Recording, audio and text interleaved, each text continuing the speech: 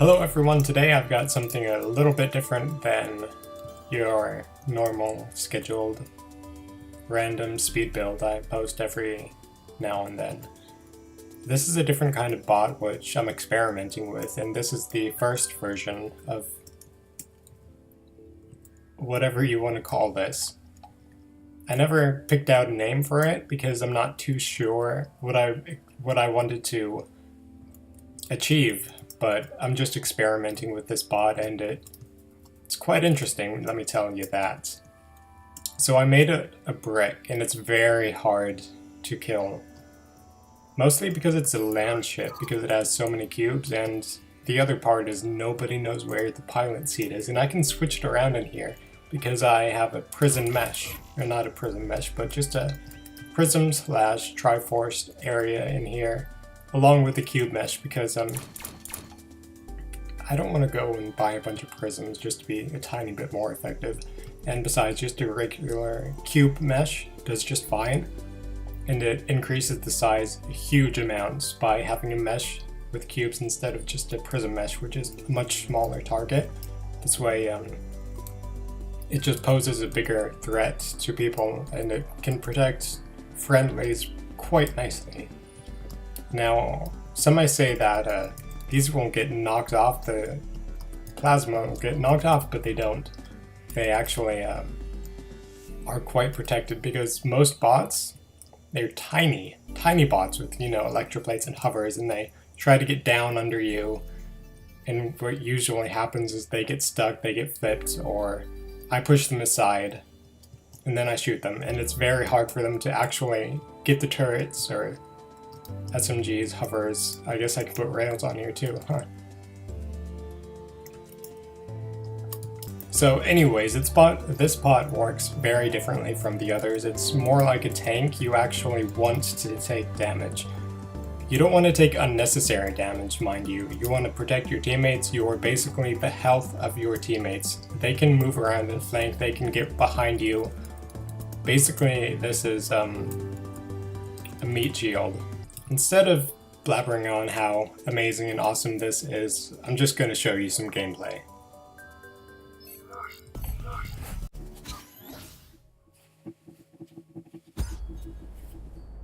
Alright, and it's Tier 9 battle. I love these new maps. I'd say they're about 30% bigger than they were from the before Midbot update. Very nice, especially because this is a rather wide bot. It's actually pretty maneuverable in battle, and I'll show you that here in a few seconds whenever I get into battle. I think now most of the people are over here, so I'll go left. It's not bad with maneuverability. You have to go forward and turn left and right if you want to turn lightly, but oh boy. You can, rotate really quickly. I really think most of the right decision to go this way. I guess I need to practice shooting air more because the hovers, they work quite a bit different from the aerofoils and thruster sticks. Because they can hover and they can, stop motion and all that stuff. I guess if you don't have the experience, you don't want to be shooting in the air, mostly you want to be taking out the ground units, and try not taking damage from the air. That might be kind of hard to do because there have been a lot of air units recently since the hover update. Our team split up, looks like we lost battle already.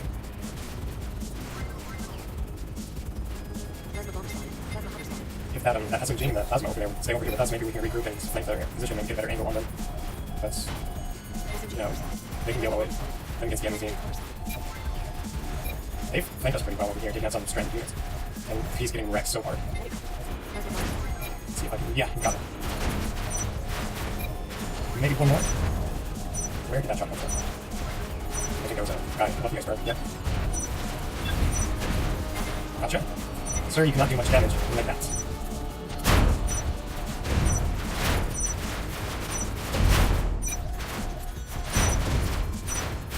Rapid fire with the plasma seems to go very well with this bot because you're going to be taking a lot of damage head to head. Since they have pretty weak bots, they're going to try and get close to you, and then you're going to have faster fire rate than they are with more accuracy. Which is nice, pretty nice. That's why I chose 4 instead of 6. Because the fire rate is really, really helpful because having 2 more plasma isn't going to be all that much more helpful when you're up against 5 opponents. And the alignment arc fire is a cool thing. I don't know if I like it. I kind of missed the flipping action from the alignment arc fires. It's interesting how you can spot but can't shoot when flipping. Or can you? Nope. I guess I just assumed and now I just put it to the desk. Yeah, it's still a brick. Can't do much, but still alive, very much alive with tons of cubes protecting me. It doesn't look like pilot seats showing, which is a good thing. It's like Nagi over here is finishing everything up over there. This wasn't a very good example of how the spot works because the team went different ways, but I think that's just how it works nowadays because the maps are much bigger, which is a great improvement to the game. I think that the maps needed to be bigger. I thought a little bit bigger, but this will do. It's quite nice because it really relies on your teammates needing to communicate and be, you know, helpful to each other because there's not as much time to get from one side to the other. So this is the first version of my brick box. I made another improved version of it, smaller, much smaller, because instead of using cubes as a mesh, I used prisms as a mesh to be a little bit more effective in damage propulsion, or that's not the right word, damage mitigation, I think. So that damage doesn't go quite as far as what it does here. I believe it's in tier 4. It's another brick I made. It's similar to this one, except it's much more mobile, because it uses, I think basically because it's lighter, because it uses the prism meshes instead of the cubes. Yeah, that's probably why. It still has the same weight as probably this one, because the tracks, they have such a dense weight to them. I don't even know how that works. I can understand the traction, but I don't get how it has so much weight. Okay. Physics. So let's see if I can find it here. Nope. Let me show off all my bots looking for it. Here, explosive healer, that's what I call this one.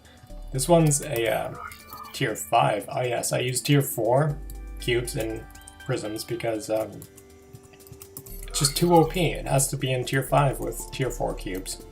I believe I used tier 5 plasma as well. This one's much smaller than the other one, but it still has the same amount of cubes. I'm wrong, it doesn't have the same amount of cubes, but... Sorry, I haven't looked at this in a while, but it has 500 less cubes, but it's still mighty tanky in tier 5. Another battle! Go! So this one is much more maneuverable. I think I like the prism mesh instead of cube mesh. I mean, I'm a much smaller target and I can move faster because of it. But then again, I'm not as big of a target to protect my teammates with it. It's Duck Hunt. Wow. So this is a boss battle, it'll be interesting. It's no longer called boss battle anymore, it's actually a challenge, where people can challenge lower tiers. Anybody can do it from tier 6 to tier 10. Quite nice. Duck Hunt. Way to go. Tier 5s against 8s and 9s. I imagine we are going to get wrecked. Badly. So this can turn and rotate much faster than the previous one. I think it's because it has less cubes, basically. It's less chunky, it's just smaller, I guess. I can't really put science in this because I don't know how it works. Huh. See, that's what I'm talking about when people make skinny and pinky bots. They just go down easily. Mine? They're trying to kill me, that's for sure. They have super high tier weapons, SMGs in fact, but Amgen there is not a good idea with SMG because their effectiveness is up close and personal. Especially since they've been nerfed, heavily nerfed. Got a nice hover healer. I'm quite liking the new hovers there. Pretty maneuverable. Works different than airfoils and thruster sticks altogether. Really different. I like it. Hello, good sir. Are you a T7 rebel? With high tier? Probably. Do not go after me, please. No. Try to take the hovers out. I'm trying to get in a position where it's harder for him to hit me. If I keep showing him one-side bot, he's going to have to drill through that one-side bot instead of laying down pressure wherever he wants to be laying down pressure. So he has to go through the one-side bot. See that pilot seat on that side? I only show the side bots, but he has to go through a ton of cubes before actually getting them, which is another nice tactical maneuver to do with this kind of bot. And of course, you can climb the wall pretty nice. A little. Come on. It also, with this smaller profile, it always stays upright. Always stays upright. I guess I should stay down here with my medics. I mean, it never flips. If you're going to be going back, because all I have 1 point is my cubes. Which is actually quite nice. GG. GG.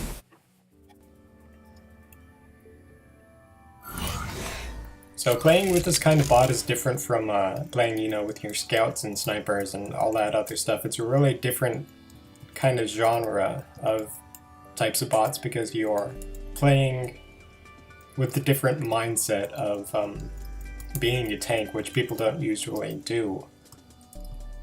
I mean, I used to have a few land chips before using this vehicle, and even this kind of vehicle is different from a land chip because the way it's shaped, it's not well-rounded all around and can take damage at every point. With this kind of bot, you just have to know what you're doing with. Basically, try to keep one of the sides here facing towards your enemy, like a rail. You know, they can shotgun you if you're facing this side of them.